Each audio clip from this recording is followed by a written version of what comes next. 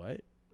My sister's not good. To bring Stop. to mind. I'm not. You're even making me kidding. blush, dude. I think there's the key to life in a lot of ways. Is like you just do shit with like a lot of confidence.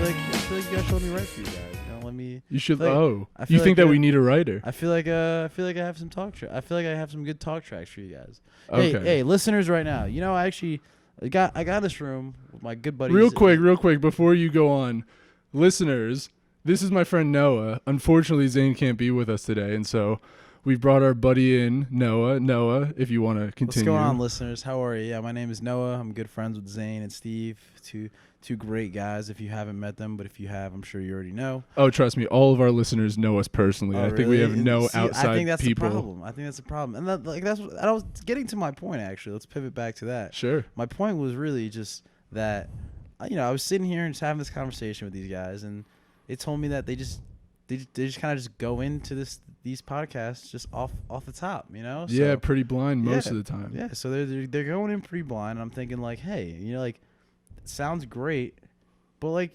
just have like an agenda laid out, So like, I just feel like, or even just like some kind of talk tracks, a couple questions here and there, and like I feel like I could potentially bring some value with that. But anyway, other than that, I'm just here hanging out with the boys in the Poconos, and we're just having a good time. Steve, how you doing, man? Dude, I'm doing good, and I kind of like what you were just talking about there. And I think the agenda for today can be agendas. Agendas, yeah. So if you were planning out your perfect podcast, what is the structure of it? Let's say. Oh wow! Like, are you doing? Yeah, do you think you do like so clear segments? Do you think you do a single topic? It depends on how I was running my podcast. Let's say if I was someone who brought in a new guest who specialized every week, like in every show. Let's say I was running it once a week, and every new guest I had, had their own specialty. Let's say like I brought in an athlete, or let's say I brought in, a good friend of mine, a professional gamer, something else, anything along those lines. I'd really talk to them about their life and how they do things. But then if I really wanted to pick towards a specialist mind, you'd kind of just ask a lot of I'd ask a lot of open-ended questions, a lot of how questions, a lot of what questions, and then, maybe like a couple closed-ended ones just to get some more context about them personally. And then once you do that, you can really deep dive and just say why, and I feel like that's just a good way to go about it. It's just my personal opinion. I'm definitely not any kind of authority in terms of podcasts, but yeah, so that's kind of how I'd go about it. I feel like I would just, do a little research and understand the person that I'm having, but you guys know me well, so I guess that's not really necessary. I've been doing research for years now. Exactly. But I would say that running a podcast like that does sound amazing. Yeah. How do you get to there though? And you can also even go off script, just preparation. I think that's all preparation. But how do you get these people to do your podcast? So those are just like interesting examples, right? But then let's say, every human being is different, right? Every person you have on the show is going to be a different person, and they're going to have, different character traits to them as to why you even associate with them or why you even want them on the show. And you kind of just want to highlight those traits. They don't have to be professional this, professional that. It could be your local, like deli guy who slices the meats, and you can talk about his lifestyle, the way he grew up, how he sees the world, what his life is like today, what it was like when he was growing up, does he enjoy what he does? Is he a happy person? Things like that. Just like, but really just, I guess, so that's, I guess, the answer that I'd have to people that, to your just like, how would you start a podcast that gets where you want it to be? But I would really just start bringing on my friends, each and every one of them, and I would just ask them specific questions, more personalized to themselves. I would do more research, talk about who they are, where they're from, what makes them tick. Okay. And that's really what it is, like I can sit here, let's say hypothetically, if you were on my podcast, right? And the questions I'd ask you really like I know a lot about you, but then a lot of listeners may or may not. I mean, your listeners do now, but they might not in the future. And then I'd ask you just more questions about your life, what you like to do, things like that. You know, you're from Whippany, New Jersey. You attended the University of Connecticut. You are a strong gamer, nerd, wrestler, and you're just like a good guy, like a good human being. Ladies, he is the top one to bring to mind. I'm not. You're even making me kidding. blush, dude. Like that's so that's all I'm saying. I even tried to hook him up with my sister once, and he was like, "Nah." Whoa. It's crazy you'd say that on a microphone. Nah, I'm kidding. I wouldn't do that. Oh, of course. No. But I absolutely would actually. But oh, that means a lot. yeah. So like, you know, I could just. You don't got to worry I about it. can though, go. honestly. I can go into what? My sister's not good. Well, bye, folks. No. Yeah. No. But yeah, I just asked you a little bit more about like, you know, what it was like growing up the way you did. You know, what really piqued your interest into the things that you're interested in, right? Like, when was the first time? What was your first console you bought? When was the first time you really sat back and like just had a huge gaming marathon? Like, what are some of the best games? What was your favorite game that you ever beat? Just things like that. Just like this is just in the gaming sector, right? Like if we're talking about like why you chose the major you chose, the career path that you chose, that'd also be good. And it's also great information for the youth listening too, as well as the fact that, you know, you're a wrestler and he's a beast. He's a human being. He's not even just a wrestler. He's just an absolutely strong human being. Like, I'm sure your listeners would all want to understand, like, you know, what your diet is and like how you've gotten to just like get the physique that you have. But like, you know, that's all arbitrary for this conversation that we're having right now. Dude, this is too much. I'll be honest. That's if I were running this podcast. That's Gotcha. if this were on my podcast. Okay. But yeah, no, but it'd just be a good time, man. We'd just be chilling. You know? So what was it like for you growing up? Especially like by the good. time you got to college, like what kind of differences did you see in the way that you grew up versus like maybe most of the people you surrounded yourself grew up? It was good, man. Wow. So I grew up single mom, 3 kids. My dad passed away when I was 3 of cancer. So, and I was the middle child, and each of my siblings, we were all under 5 years old. My brother was 5, I was 3, and my sister wasn't even 1 yet. But, you know, my mom raised all of us, and, you know, a lot of ups and downs, of course, but nothing too bad. I mean, like, nothing. I think I like to think I had a good life. You know what I mean? I'm in a good place right now. I think I have a good head on my shoulders. I feel like I was raised right. Like, what am I really complaining about, right? Like, I had everything I needed, you know, like, yeah, you know, so she's great mom, great raiser. But, you know, I feel like growing up as the middle child and without a dad in the house, like, there are a lot of things I had to figure out on my own, but, you know, it just created a stronger foundation for me to be a curious human being that wants to, you know, always develop and get better, because, you know, as a youth, you feel like you're always playing catch up, but you just kind of get used to that pace, and once you catch up, you just keep going. So, do you think that most people don't keep going once they catch up? They kind of like slow it down, like, all right, I got there. I don't want to speak for most people, but fair enough. I think people that play catch up, I feel like people that play catch up when they're young will always stick to that pace for the most part, unless they feel fulfilled, which would be interesting if they do. But people that didn't feel like they had to play catch up probably can get content.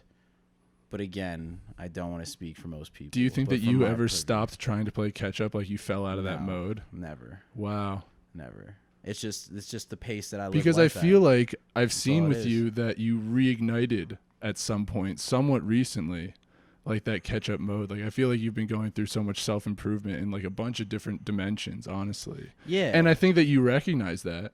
Yeah. So did you just try catching up even harder than you already were? You know, I guess the best way to put it is, when you're playing catch up, it's like driving, or it's like walking into a merry-go-round, and then once you find your happiness within the balance of working hard for something and then enjoying the fruits of your labor, you just don't ever want to let that happiness go, and you're just stuck in a constant circle of just like positive development.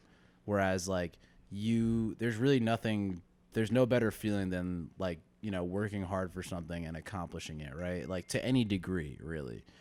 Yeah. So like, even let's say like if we want to relate this to like kids, right? Like kids in school, you're going to feel so much better on a Friday night or a Saturday night partying in high school with your friends if you studied for that exam you had Friday morning or Friday afternoon or whatever, or Thursday. If you had to sacrifice to achieve it. Exactly. If you had to sacrifice your Monday night or your Tuesday, or let's say your Tuesday through Thursday night studying for a test, or, even in college, same way. Let's say but yeah, you sacrifice some time and it all pays off. By the time you're out partying, it's going to feel 10 times better. It's going to be just like a high that you've never felt before. That was definitely something I think I went through freshman year, the reverse of that. Yeah. Where I was undecided in college, and so I was taking just a bunch of gen eds, and I was part of wrestling, but that was like the only extracurricular I was really doing. I didn't have a job. I wasn't in Greek life, like none of that stuff.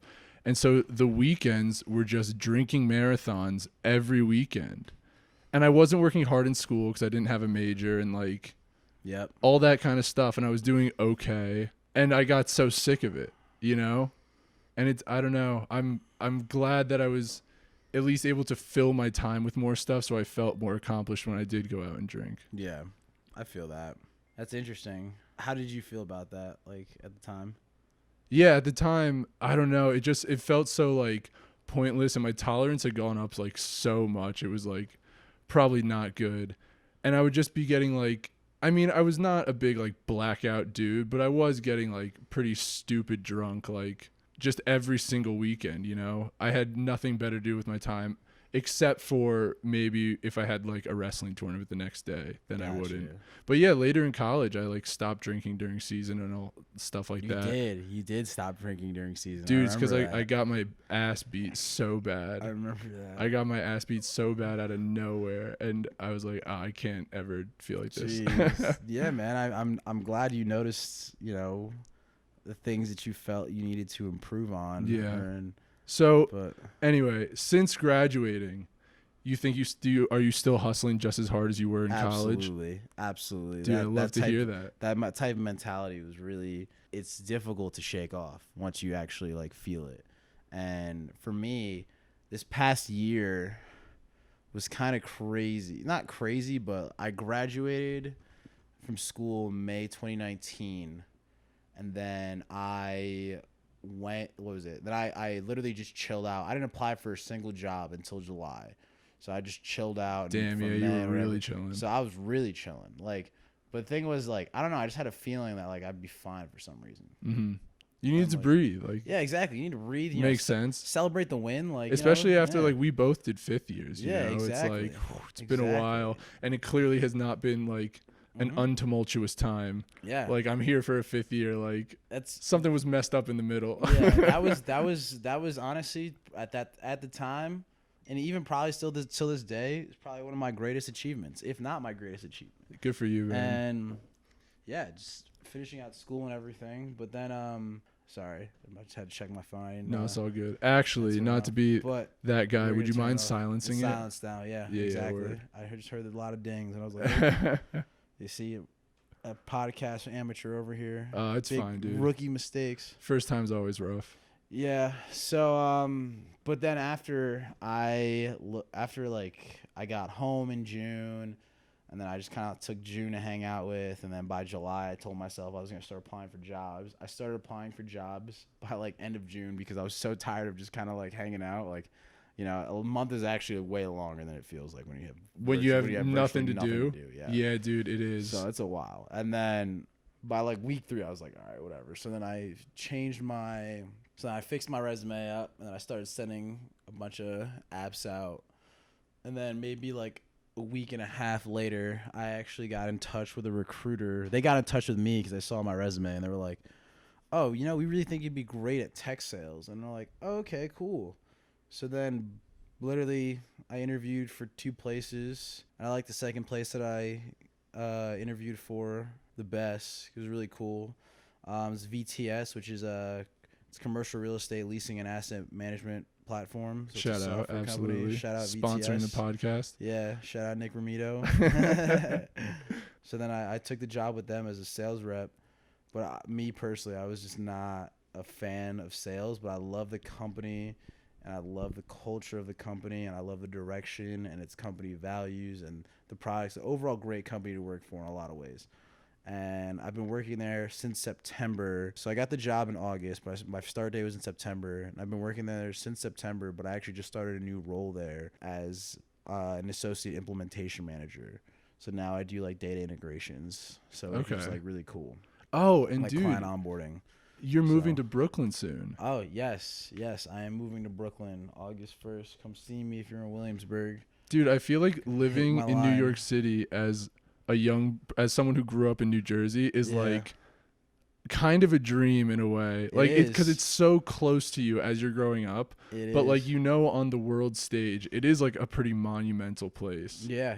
It's in my opinion, the number one city in the world. Like and even like as I've grown up, there are a lot of cities in the United States where I feel like I can see myself live, or in even different states. But at the same time, like I grew up 5 miles west of the George Washington Bridge. Like I need to live in New York City. New York is like all settings turned on high. Exactly. Like it is. You're living your life blaring the speakers. And you have an unlimited electric bill. Like true. Very true. Yeah. You have like the highest electric bill ever, or you just have unlimited resources. So are you excited to live in the city, man? Yeah, I'm very excited. I'll be working from home basically for the rest of the year though, but it'll be cool. I'm moving in with some good friends of mine too. Shout out Dave and Becca. So really excited. We're moving to Williamsburg. So if any of you listeners live in Williamsburg and want to grab a beer, let me know.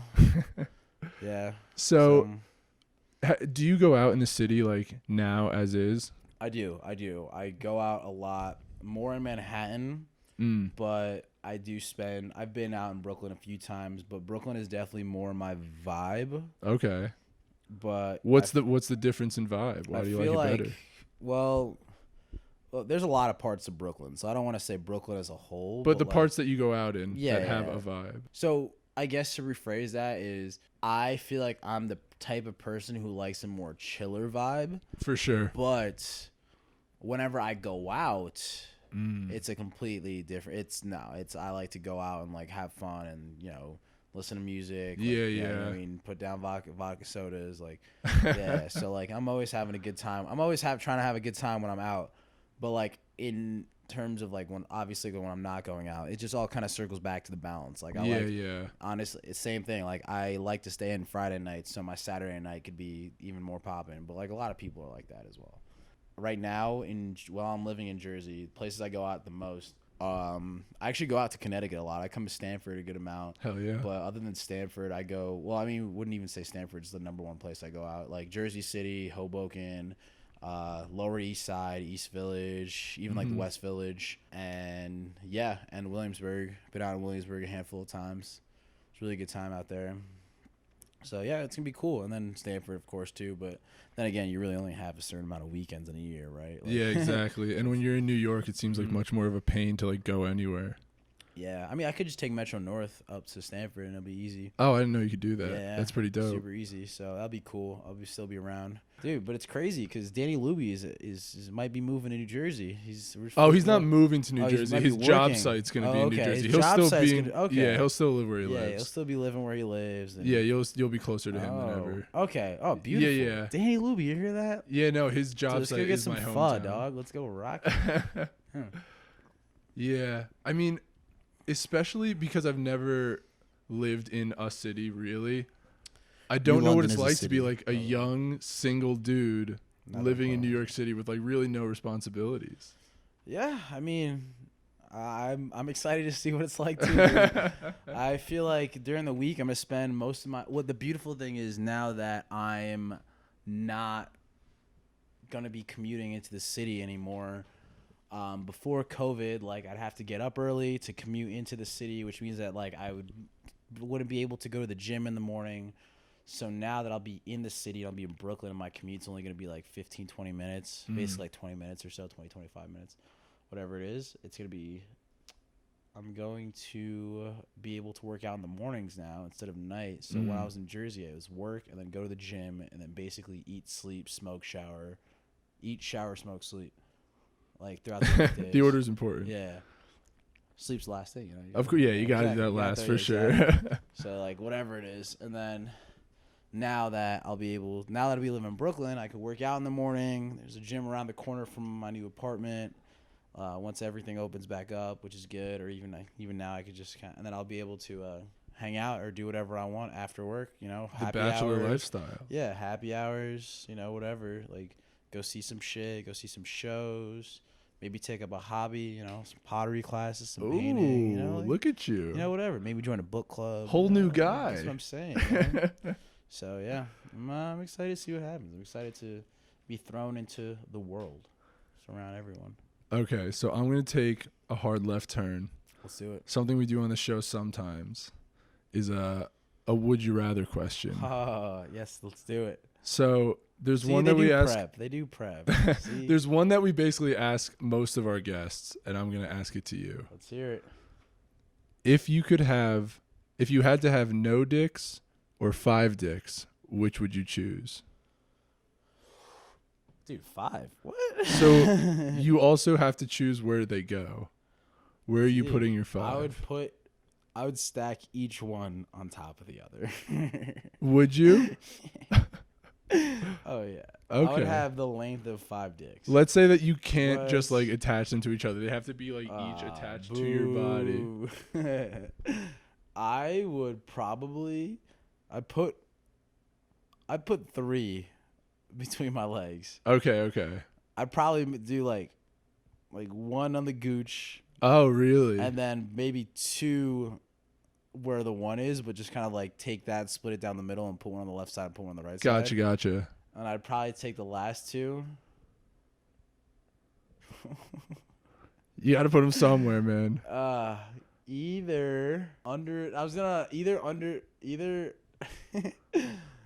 Zane's telling me Steve's mouth. Yeah. So then either. So probably either my nipples or my armpits. Really? Yeah. Or maybe my ears. Would you do 1 nipple, 1 armpit? Or would you have to do symmetrical? Yeah, symmetrical. Okay. Symmetrical. Gotcha. Yeah. Or your ears, you said. Or my ears. I could see just 2 dicks falling off like the side of my head. Like I think if dicks were like socially acceptable to like, I don't want to say it like that. But I'd probably just do my armpits or my nipples. Yeah. Somewhere where they're still covered, you know, because we have human decency out here. That's true. Yeah. Do you think you would ever go shirtless if they were on your nipples? Oh, of course. What do you mean, like shirt? Like I'd go. Like shirtless. go to the beach. I with, would like, go. Dicks I would go to chest. the beach. Yes, Without a shirt. Without a shirt, with dicks hanging on. Wow. Yeah, but I would not like walk around my office with a shirt off. Definitely I wouldn't not. do that now. I mean, I wouldn't do that now. Yeah, exactly. But places where I would absolutely be in a hot tub and have no shirt on. Just have your dicks out. Just have have 2 of my 3 dicks out. Here's another little caveat to it. When you get hard, they can all get hard. Okay.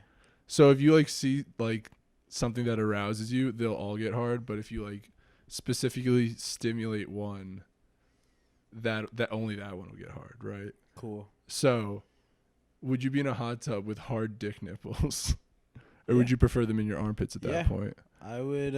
No shame. Yeah, honestly, like at this point, they're so visible that like there's no possible way I could even kind of hide it or not deny it, to the point where really the only option is to just own up to it. Wow. Literally just walk around, be like, yeah, I got dicks hanging off my nipples or hanging out of my armpits. Like literally, you just have to live.